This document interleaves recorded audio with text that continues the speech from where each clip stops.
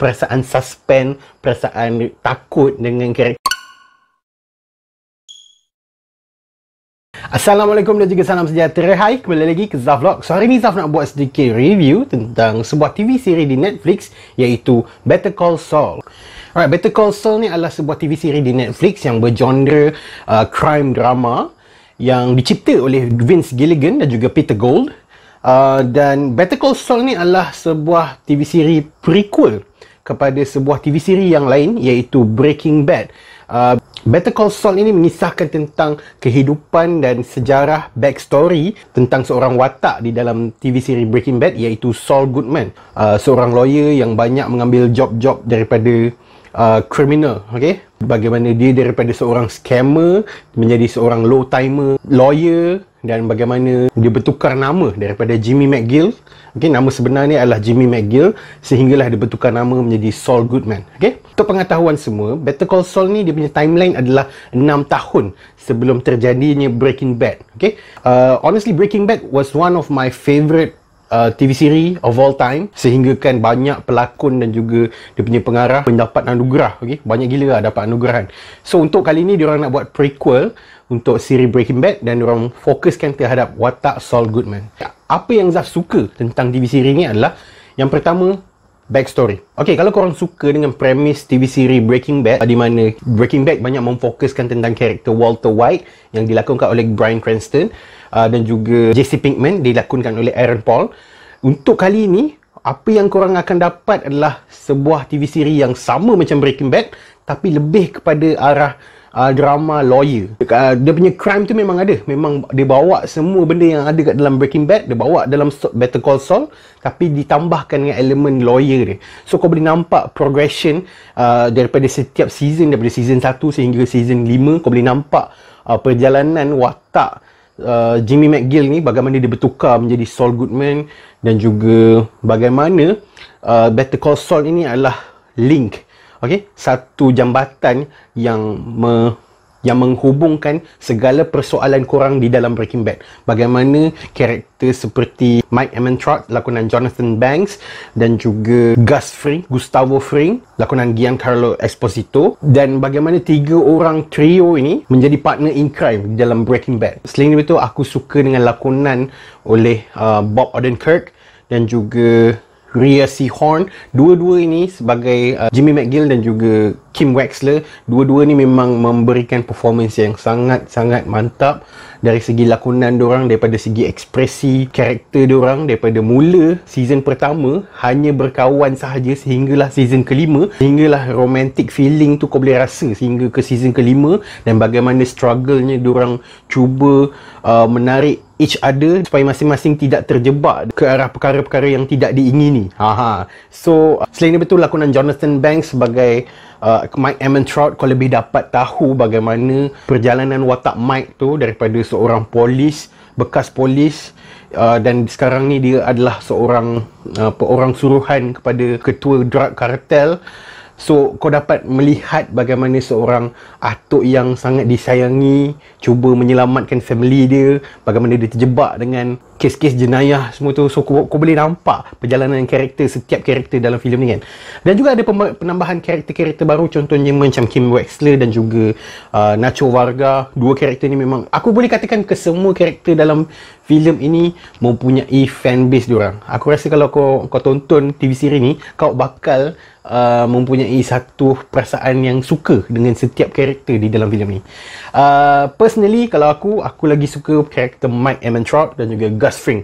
Dua-dua ni pernah muncul di Breaking Bad, dan di dalam TV siri ni memang kau dapat melepaskan rindu kau selepas kau habis binge 5 season Breaking Bad dan juga filem El Camino. Kau dapat tengok TV siri Better Call Saul ni, dia jadi macam alamak, best gila karakter-karakter dengan semua kan. Sebenarnya aku tak berapa nak prefer dengan terma prequel ataupun sequel ataupun benda-benda yang cuba membesarkan, expand sebuah franchise tu. Sebab sebab intentionally diorang akan inginkan lebih banyak view dan lebih banyak income daripada TV siri tersebut. Maksudnya, aku tak suka bila diorang terlalu expand benda tu dan menjadikan benda tu sebagai alasan untuk diorang perah idea tu sampai jadi kering untuk semata-mata nak dapatkan duit.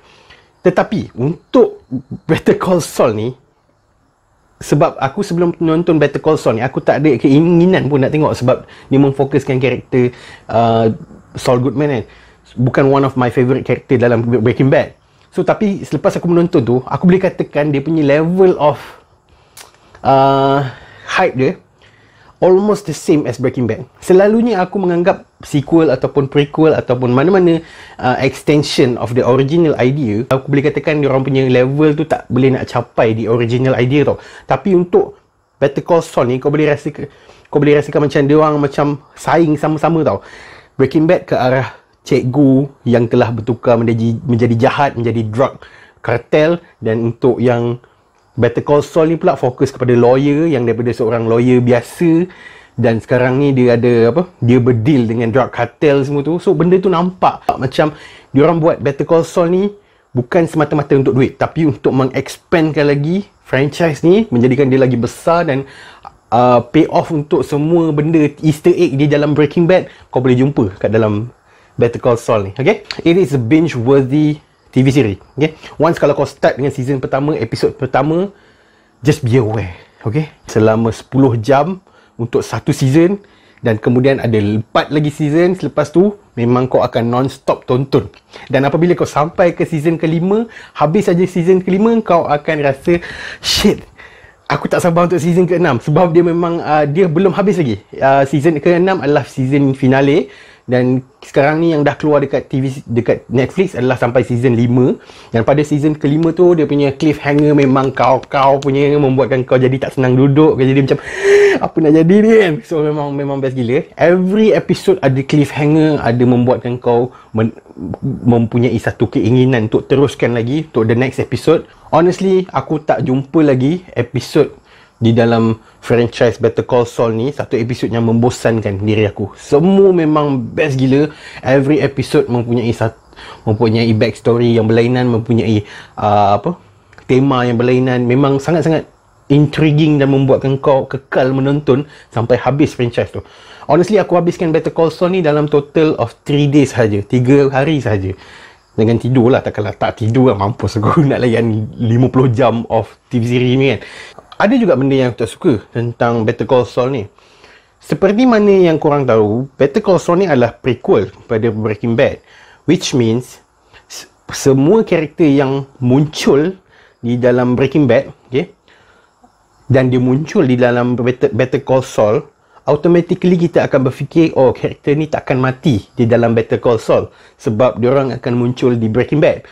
So benda itu telah salah satu benda yang aku rasa macam agak spoil sebenarnya, sebab dia dah tak ada perasaan suspense, perasaan takut dengan karakter-karakter yang kita sayangkan dalam TV series tu. So dia dah tak ada. Hampir 70% pelakon di dalam Better Call Saul ni muncul di dalam Breaking Bad. So benda tu dah jadi macam, oh, diorang ni takkan mati punya sebab diorang muncul dalam Breaking Bad. So benda tu kadang-kadang bagi aku dia dah jadi macam spoil sikit lah. Walaupun dalam TV series tu ada beberapa scene yang menampakkan macam diorang ni nak mati, tapi sebenarnya kau dah tahu dah diorang takkan matinya, diorang akan muncul dalam Breaking Bad kan. So benda macam tu bagi aku macam it's quite spoiling sikit lah. Mungkin sebab dia prequel kan. So kadang-kadang benda tu just to be aware lah, okay? Korang bakal menghadapi satu perasaan yang macam, alah tak apa, dia ni bakal hidup punya ni. So benda tu dah jadi spoiler sikit kan. Selain daripada tu, karakter-karakter baru mencapai level karakter-karakter yang pernah muncul dalam Breaking Bad. So it's a good. Honestly, that was my only problem untuk Better Call Saul, sebab kau dah tahu karakter tu hidup di Breaking Bad. So dalam Better Call Saul ni kau tak ada perasaan suspense bahawa karakter kau ni bakal mati ke, bakal tak ada ke apa. So benda tu tak ada, kecuali karakter-karakter baru lah. Dan persoalan dia, karakter-karakter baru ni kau masih lagi tak tahu status dia, okay? Sebab karakter baru ni dekat Breaking Bad diorang tak muncul. So kau masih lagi dalam season 5 tu, kau tak tahu status dia, adakah dia bakal mati ataupun tidak. So benda macam tu menjadi persoalan untuk season ke-6 nanti. Aku tak pasti bila dia akan keluar, mungkin tahun depan. So yeah, rating untuk Better Call Saul ni Zah bagi sebanyak 5/5 bintang Infinity Stars. Alright, so kalau you guys pernah tonton TV series Better Call Saul ni, apa pandangan you guys tentang Better Call Saul ni? Korang boleh tinggalkan komen kat bawah. Jangan lupa untuk like, share dan juga subscribe ke channel Pure Pixels. Dan jumpa lagi pada Zah Vlog akan datang. Thank you.